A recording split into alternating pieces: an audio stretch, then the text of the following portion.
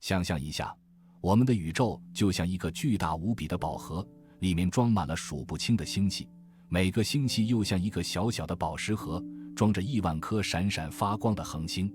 你有没有好奇过，这个宝盒到底有多大？它的边界在哪里？宝盒的最外面又藏着什么神秘之物？这些问题就像一道道难题，困扰着科学家们几十年，但迄今为止，谁也没能找到绝对的答案。根据研究，我们能看到的宇宙就像一个直径有930亿光年的巨大气泡。像尼尔·德葛拉斯、泰森这样的科学家认为，这个气泡是有边界的。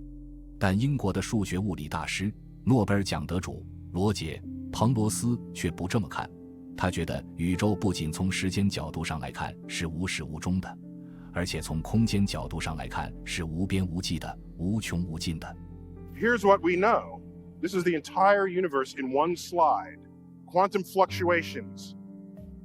birth, an entire explosion, rapid expansion, we call it inflation. There is the baby picture of the universe. That's sort of the imprint of what happened in the very earliest moments, writ in the background sky. 在上个视频中，我们介绍了彭罗斯的关于宇宙无始无终的观点。下面，咱们再来跟随彭罗斯的想法，一起来探索这个无边无际的宇宙，看看它是否真的有一个边缘，或者它是否真的无穷无尽。在咱们开始探索之前，先来弄明白一个问题：宇宙的边缘指的是啥意思？当我们谈论太空的时候，其实指的是我们所能看到的那部分宇宙，也就是所谓的哈勃体积。这就像一个围绕地球的巨大气泡，里面包含了所有我们所能看到的星系和物质，因为它们发出的光已经赶上了我们这里的时间，飞到了我们这里。光的速度虽然快，接近每秒30万公里，但在宇宙这个浩瀚舞台上，它其实跑得并不算快。那些比银河系还远的星系，它们的光飞到我们这里也可得好些时间呢。这就意味着，我们所看到的那些星星和星系，其实是它们过去的模样。就比如说，如果有个星系离我们10亿光年远，我们现在看到的其实是它10亿年前的样子。想象一下，宇宙边缘就像一个由宇宙138亿年历史划定的时间界限。哈勃体积就是那些光线在138亿光年内跑到我们这里的星系们聚集的地方。星系离我们越远，就好像越接近宇宙的开始。所以说，向宇宙边缘的探索，其实也是一趟穿越时空的旅行。通过詹姆斯·韦伯这样的超级望远镜，我们就像得到了一台时光机器，能够窥探宇宙的各个历史阶段。宇宙从诞生那刻起就在不停地膨胀，这种膨胀在远方星系传来的光里留下了独特的印记，红移。就是当光从遥远的地方被空间的膨胀拉长时，会发生一种变化，让光波变长，通常变成红色。红移就像是测量星系之间距离的尺子，星系的红移值就是我们开启宇宙探险之旅的钥匙。我们的旅程从地球开始，即使在我们自家的太阳系，地球也不过是一个小不点。我们的太阳在银河系至少1000亿颗恒星中只是一颗普通的恒星，而且很多恒星还拥有自己的行星系统。当我们走出银河系，宇宙的壮丽广阔就真的展现在我们面前。我们的银河系是一个名叫本地星系群的小小空间家园的一部分，这个家园里住着30多个星系。本地星系群有大约1000万光年宽，里面的主要星系都挺近的。在这个星系群里有3个最大的星系，它们似乎因为引力而彼此靠近，好像在和宇宙的扩张对抗。只有当我们踏出本地星系群，我们才会遇到红移的奇迹。离开本地星系群后，我们进入了更广阔的本地体积，这里包括了地球附近大约3000万光年范围内的所有星系，红移值大概在0.02左右。这个区域不仅有我们的本地星系群，还有500多个其他迷人的邻近星系，每个都属于自己的星系群。特别值得一提的是巨人议会，这个星系群由12个差不多和银河系一样大或更大的星系组成，它们好像围绕着我们的本地星系群。这些星系中的一些还有自己的小邻居，比如和巨人议会关联的雕塑星系群。雕塑星系或者叫 NGC 253，离我们大约1100万光年。它因为活跃的恒星形成而闻名，是我们本地附近最亮的星系之一。想象一下，有一个星系，它虽然不算特别巨大，却因为它独特的形状、耀眼的亮度，还有大约100个小星系组成的神秘复合体而出名，这就是室女座2云。这个复合体就位于红移 0.039 之外，超出了我们的本地体积。在室女座星系团的中心，藏着超过1500个星系，其中最引人注目的是梅西耶87，一个超巨大的椭圆星系，它拥有数万亿颗老化的恒星和一个巨大的黑洞在其核心。2019年，这个黑洞因为成为首个被世界望远镜拍摄到的黑洞而成名，而且这个黑洞还是射电波的主力发射源。这些星系，包括梅西耶87在内，都是一个更宏大结构的一部分。这个结构带我们穿越红移 0.01， 飞行大约 1.5 亿光年的距离。室女座超星系团，这个包含成千上万星系的巨型结构，横跨超过1亿光年的空间，仅仅是宇宙网络的一小部分。更神奇的是，室女座超星系团其实是拉尼亚凯亚的一部分，这是一个更大级别的星系超星系团，它跨越了超过5亿光年，包含了超过10万个星系。这些星系虽然不是被引力绑在一起的，但在拉尼亚凯亚内部的集体引力影响却让它们像叶子一样朝向阳光微微倾斜。长久以来，这种引力的源头是个谜，被称为伟大吸引者的星系隐藏在银河系的银河平面后面，一直让天文学家们摸不着头脑。幸运的是，现代的观测技术让我们能够使用 X 射线和红外线看穿银河系，揭露了这种吸引力的源头。它位于地球约 2.5 亿光年远的长蛇座安多尔超星系团的诺玛星系团深处。不过，诺玛星系团并不能完全解释我们观察到的星系运动，还有更重要的东西在起作用。科学家们追踪到了夏普利超星系团，它位于地球超过 6.5 亿光年远处，以及更远的船帆座超星系团，距离地球超过8亿光年。这些巨大的星系超星系团对拉尼亚凯亚内的星系产生了影响，放大了诺玛星系团的引力，解释了伟大吸引者强大力量的秘密。拉尼亚凯亚就像室女座超星系团一样，并不是通过引力紧密连接在一起的，这让我们不确定是否可以把这些高阶的聚集体视为真正的结构。但是宇宙网络还可以进一步扩展，形成所谓的星系丝状物。星系丝状物是宇宙中最大的结构，它们像链条一样连接着星系超星系团，跨越超过 2.5 亿光年的距离。有些丝状物甚至更加庞大，比如位于距离地球10亿光年的斯隆大墙，这是通过斯隆数字天空巡天发现的一个巨大丝状物结构。它由多个密集排列的星系超星系团组成，其中最著名的是 SCI 126。虽然最初被视为一个连续的结构，现在人们认为它实际上可能是3个不同的星系超星系团和丝状物排列在一起。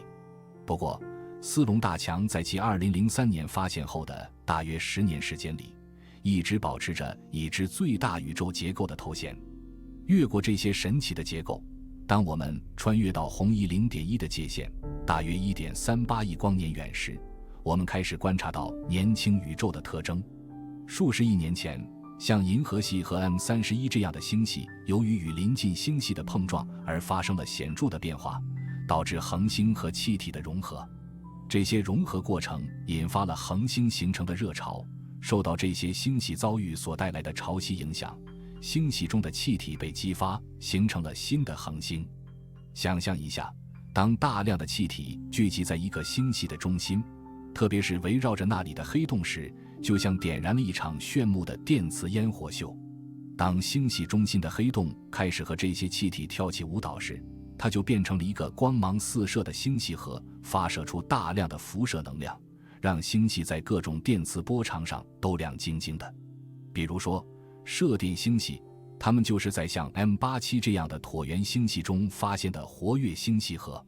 这些星系之所以能发出射电波，是因为亚原子粒子被黑洞的磁场吸引过去，然后以双重相对论性的喷流被强劲地喷射出来。这些喷流把物质带得飞快，飞行数千光年，产生了像摇滚音乐会一样震耳欲聋的射电同步辐射。在红移 0.1 的地方，我们找到了射电星系 3C327。再往远一点，大约在15亿光年的地方，我们遇到了已知最大的射电星系 Alcivanus， 它发射的射电波长达到了令人瞠目结舌的1600万光年。在这两个星系之间，红移 0.1的地方，我们邂逅了 3C273， 它不只是个射电星系，还是个类星体，活跃星系核中最闪耀、最充满活力的类型。类星体的动力来自它们黑洞周围的吸积盘，里面的粒子以难以置信的速度运动，产生巨大的热量，发射出的电磁能量比太阳核聚变的效率还要高出50倍。这让类星体释放出覆盖整个电磁光谱的大量辐射能量。类星体星系简直亮瞎眼，亮度比银河系高出数十万倍。它们是如此的强大，以至于即使从数十亿光年外观察，它们的光也可能被误认为是我们银河系中的恒星。事实上，类星体最初是因为它们不寻常的射电和紫外线辐射而被发现的，比如 3C273， 最初还被误以为是个普通的恒星呢。然而，在这个红移范围内，类星体相对罕见，比如 3C273 大约距离地球25亿光年。但多数类星体其实更远，存在于更早的宇宙时期，那时的宇宙条件更适合这些闪耀的星际信标的诞生。除了需要大量气体围绕星系核外，黑洞的大小对于驱动类星体辐射也很关键。如果超大质量黑洞像 M87 中的那个一样太大，它就会变得太大，无法高效地处理其引力球内的气体，反而会整块地吞噬物质。在宇宙早期，当星系中心的黑洞通常较小时，类星体更常见，就像遍布宇宙的璀璨星际喷泉。为了观察到更多的类星体，我们需要深入太空，穿越红移1的界限，大约84亿光年远。在这个深度，我们发现类星体的出现率显著提高，这是个幸运的事情，因为这些距离上的大多数普通星系都太暗，无法进行详细研究。那些接近100亿年前的类星体为我们提供了关于它们曾经照亮的星系丝状物的洞见，就像圣诞树上闪闪发光的 LED 灯一样。想象一下，当我们走进距离地球大约90亿光年的神秘地带时，我们开始遇到像斯隆大墙那样的庞大宇宙结构中的类星体星系，数量众多，排列宛如宇宙的巨型拼图。大型类星体群就像是散布在数十亿光年之遥的星际灯塔，虽然这些群体看起来并非有引力紧密相连，但它们却组成了我们目睹过的最大的宇宙结构之一。在距离地球大约88亿光年的地方，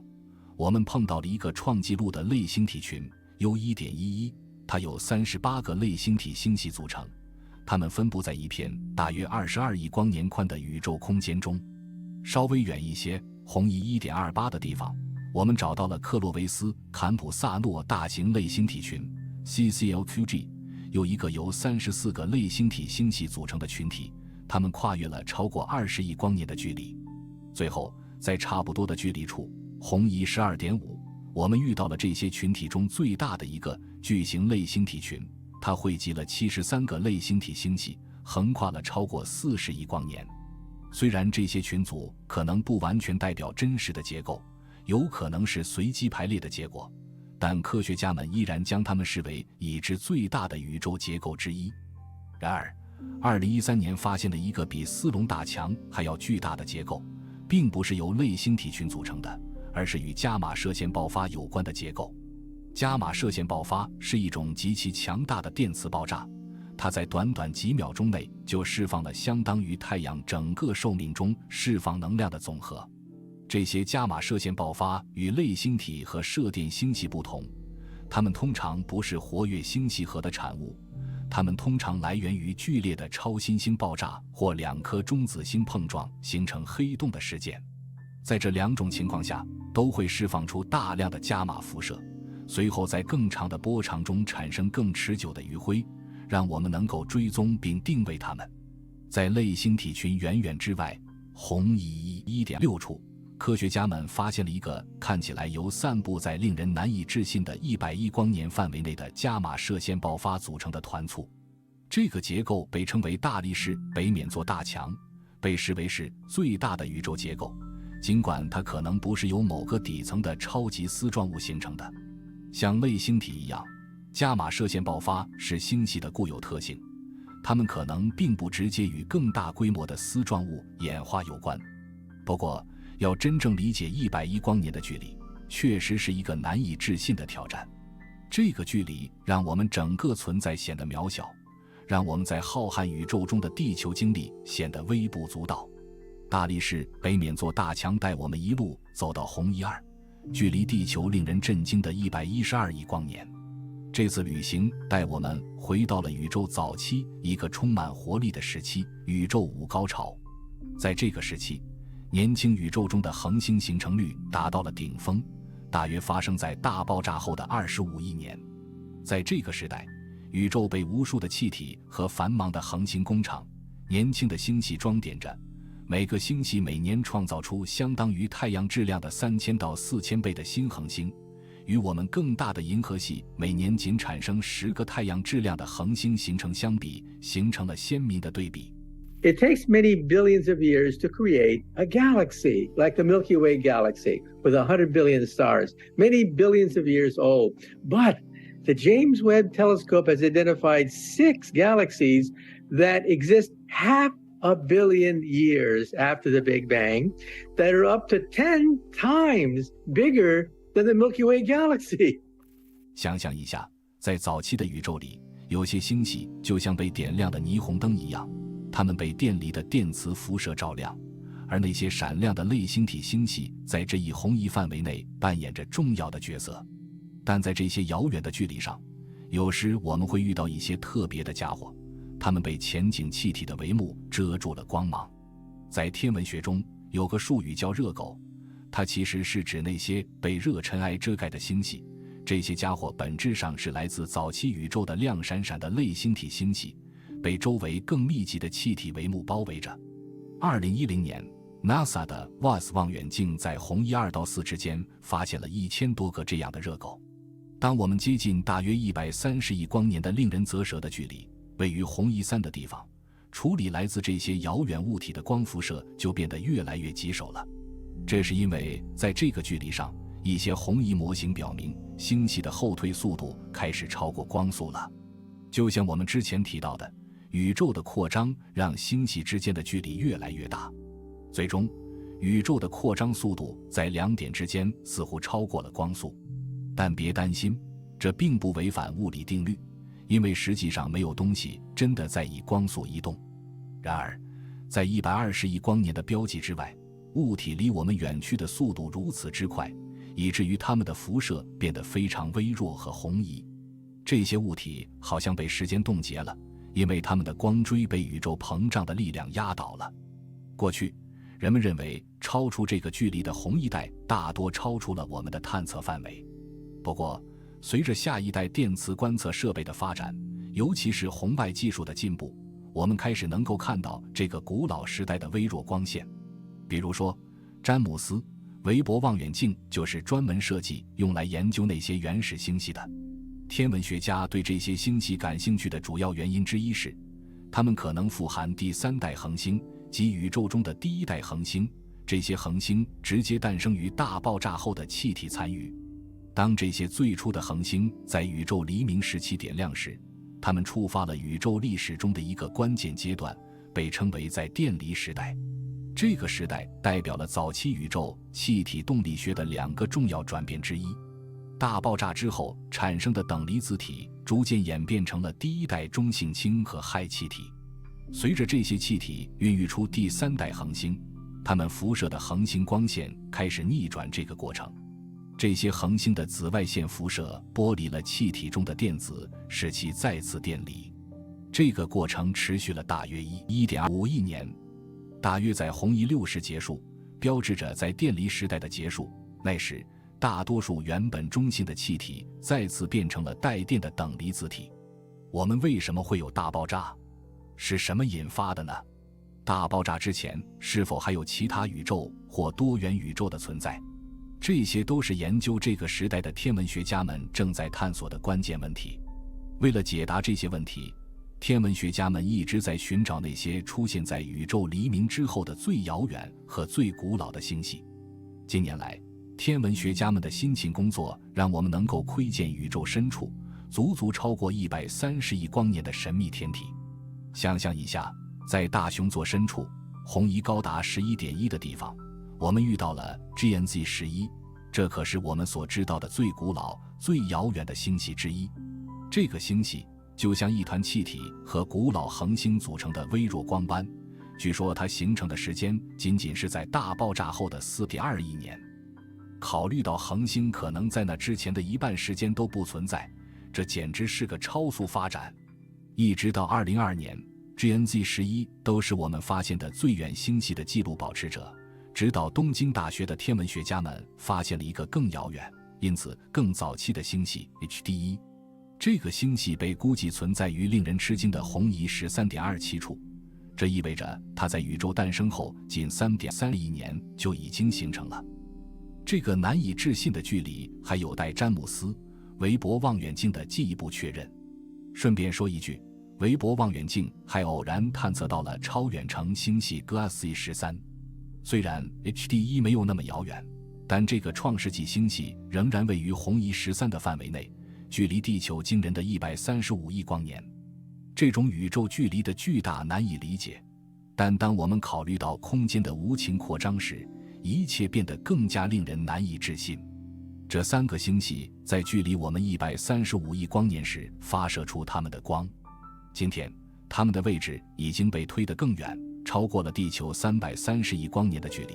这个距离如此遥远，以至于它们发射的光永远不可能在已经过去的时间里到达我们的太阳系。随着这些天体逐渐从我们的观测范围消失，我们接近了位于红移20的宇宙边缘，距离地球136亿光年。在这一点上，我们对宇宙的光学视野就此结束，这里标志着最初的第3代恒星的光。超出这个节点，我们深入探究宇宙早期存在的最神秘阶段之一——暗时代。这个时代紧随大爆炸之后，但早于宇宙黎明。当时宇宙完全陷入黑暗，因为没有任何发光源。这种黑暗是基于一个事实：空间本身并非固有的黑色，它是无色和透明的。我们在哈勃和韦伯望远镜捕捉到的深场下观察到的黑暗，标志着一个时期，在大爆炸后的仅几百万年，宇宙中还没有光。不幸的是，这代表了我们能够使用光学波长进行探测的最远界限。超出这个边界，由于巨大的距离超过了138亿光年，光子没有足够的时间到达地球。随着宇宙的继续老化，来自更深度的更古老的光最终将到达我们的太阳系，进一步扩大我们可观测的宇宙。然而，这些星系将仅仅以暗红色拉长的剪影出现，像被时间冻结了一样。在此之前，我们被限制在哈勃体积内，与宇宙的其余部分隔离，被宇宙事件世界，也称为粒子世界所隔离。但我们的这个探索宇宙的旅程还远未结束，咱们的宇宙探险还有最后一个神秘的站点。想象一下，暗时代的开始标记着在电离的结束，也就是在红移20的位置，但它其实一直延伸到红移1090哦。那里，我们遇到了宇宙中最古老的光，那就是大爆炸留下的余晖。这个余晖因为宇宙膨胀被拉长，最终变成了我们现在能听到的射电波。每次当我们把天线对准夜空，都能捕捉到那种均匀的微波辐射背景，不管在哪儿，它都是一样的声音。虽然有部分是地球上的干扰信号，但更深远的源头其实是宇宙诞生时的第一声响。我们宇宙旅程的终极目的地就是宇宙的婴儿照片，一张记录了大爆炸结束，宇宙仅有37万9千年历史时的快照。这种宇宙背景辐射最初是由消失的高能等离子体发出的光学光产生的，这些等离子体凝结成了第一代原子。在那之前发出的所有光子都被原始等离子体吸收了，所以它们在今天是看不见的。实际上，这些宇宙微波背景就像宇宙的边缘，像黄昏时的帷幕一样，我们能看到的宇宙边界就是由这些最古老的光子决定的。但别忘了，我们能看到的宇宙边缘并不代表宇宙的真正边界。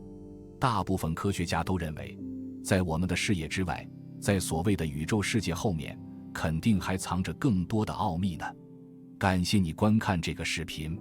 你认为宇宙是不仅是无始无终，而且还是无边无际的吗？请留下你的观点。关于宇宙无始无终的视频，请观看左上角的视频。请订阅我们的频道，以免错过重要的有关科技新概念的精彩报道。